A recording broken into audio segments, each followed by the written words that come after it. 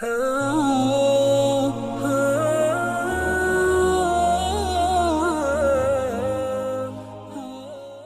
ځوان یو غټ عالم ته راځي، شکایت ورته کوي. دا ورته وایي چې کله مې ځان ته یو ښځه خوښه کړه چې زه د دې سره واده وکړم، کوزده وکړم. هغه ښځه زما په نظر کې دومره ښایسته وه چې ما ویل په دنیا کې به د دې رنګه بله ښایسته نه وي، ځکه دومره منډې او کوښښونه مې کوله چې زه د دې سره کوزده وکړم او دا وغواړم. کله چې مې د هغې سره کوزده وسوله، نو بیا د هغې رنګه نورې هم راته ډېرې ښایسته ښکارېدلې، معلومېدلې. او کله چې مې واده وکړي، نو بیا زیاتره ښځې د خپلې ښځې راته ښایسته ښکارېدلې. او کله چې څو کاله تېر سوله، بیا چې ګورمه ټولې ښځې د خپله ښځه راته ښایسته ښکاري. دا ولې؟ دا وجه څه ده؟ حالانکې دا هغه ښځه وه چې کوزده مې نه وه ورسره سوې، ما به ویله چې په دنیا کې د دې رنګه بله نسته. او اوس دغه سوچ فکر ومه چې دا د ټولو بدرنګه ده، د دنیا هره ښځه در دې ښایسته. عالم په جواب کې ورته وویله چې آیا ته غواړې چې د دې څه هم زیاتې حیرانونکي او د ترخې خبرې څه دې خبر کړم؟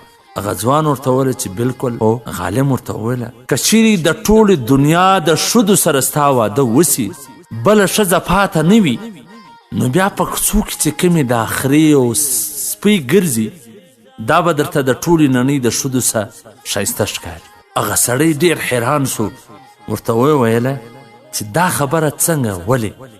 عالم ورته په جواب کې وویله چې خبره ستونزه ستا په ښځه کې نه ده، ستونزه او ستړې دا ده چې کله و انسان ته نه مړېدونکي زړه او وږې سترګې ورکول سي، او د دې سره د الله نه حیا هم ونه کړي، نو دا ممکنه نه ده چې د ده سترګې دې مړې سي، مګر د ده سترګې به صرف د قبر په خاورو کې مړې.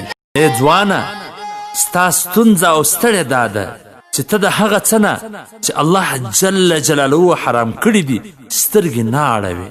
که چیرې ته غواړې چې ستا ښځه بیا د حور په شان باندې د ټولې نړۍ د ښځو سره ښایسته سي او تا ته ښه معلومیږي ستا ورسره محبت وي، نو دا خوښوې او که یا؟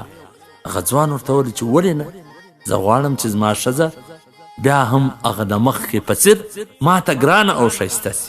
هغه عالم په جواب کې ورته وایي خپلې سترګې دې د پردي ناموس څخه ټیټې کړه، نظرونه دې لاندې کړه، د الله جل جلاله په دې فرمان باندې عمل وکړه چې الله فرمای قل للمؤمنین یغضوا من ابصارهم ويحفظوا فروجهم ذلك ازکى لهم ان الله خبیر بما یصنعون.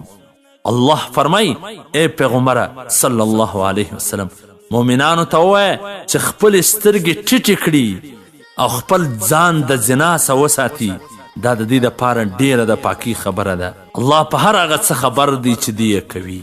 که چیرې موږ تاسې خپل نظرونه لاندې کړو، دا بې حیا ښځو، دا بې پرده ښځو، دا مصنوعي چې ځانونه ښایسته کړي وي، دا د خپل بدن نیلام چې کوي، دا پر خپل مخ چې په ورځ د زرګونو سړیانو وږې سترګې لګیږي، دا چې زیاتر وخت د کور پر ځای په کوڅو ګلۍ په بازارونو کې تېروي، په پارکونو په هوټلونو کې وسیږي، در هغه به بیا تا ته هغه خپله نازبینه بیبي، هغه پاک دامنه بیبي چې په کلونه عمر ستا دپاره د دیوالونو سره تیر کړی دي، چې هغه خپل ښایست، هغه اصلي ښایست ستا دپاره د هر فتنې څخه، د هر وږي نظره څخه محفوظه ساتلی دي، ستا دپاره د ټول کور انتظام یې سنبال کړی دي، ستا د ماشومانو تربیت کوي، ستا دپاره د دوبي کار کوي، ستا دپاره د باورچي کار کوي، ستا دپاره د هر څه نه تیره ده،